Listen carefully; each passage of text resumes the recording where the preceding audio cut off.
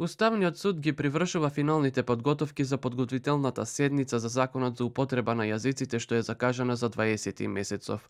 Прв настапува судијата известител кој што има 6-месечен рок да го изготви рефератот. Покрај домашни експерти од областа на правото, на седницата своје учество потврдиле и Мартин Кјуер, подпредседател на Венецијанската комисија, кој се очекува да го образложи советот што од нив го побарал Уставниот суд, и Артус Куч од Европскиот суд за човекови права со експертиза за малцинските права и употреба на малцинските јазици, како и праксата за слични случаи во рамки на европските стандарди за употреба на јазиците.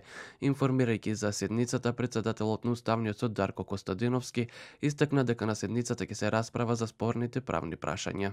Не е ова расправа на судот, ова не е расправа на судија со судија да се согласува или да не се согласува со Уставот. Едноставно ги разјаснуваме со експертите спорните правни прашања што ни се појавија и затоа се повикани да дискутираме. Освен странски ќе учествуваат и домашни експерти. Маргарита Цаца Николовска, поранешен судија на Европскиот суд за човекови права, Рената Десковска, професор по уставно право и член на Венецијанската комисија, како и професорите Борче Давидковски, Јетун Шасивари, Гордона Лажетик, Мерселј Билјали, Денис Прешова, Мерсим Максути, Абдул Меджид Нуредин, доцент доктор Азам Корбајра, Жаклина Доведен, председател на апелационен суд Битола, Иван Џолев, председател на кривичен суд Скопје, Бурим Сейдини, председател на управен суд. Во пресрет на седницата од ДУИ предупредуваат на политичка криза ако некој се обиде да чепне во јазикот, дека нема да дозволат враќање назад, а законот ќе го бранат со сите демократски средства.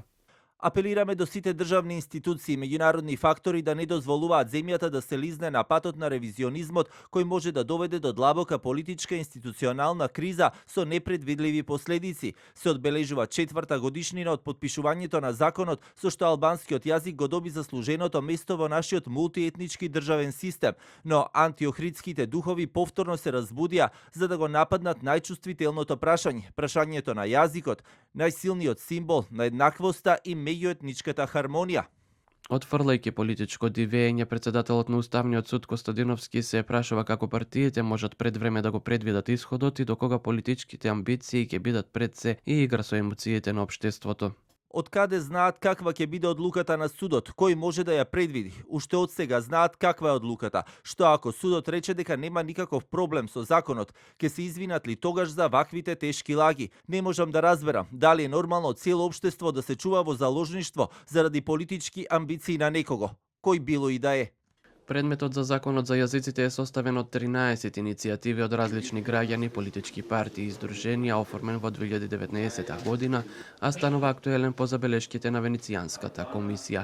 Уставниот суд може да ги отфрли иницијативите, да поведе постапка за законот во целост или само за делови од него, времено запирање на негова примена додека да донесе конечна одлука или врати на доработка во парламентот. Подготвителната седница ќе се пренесува во живо на неколку платформи и со тоа ќе биде достапна за јавност.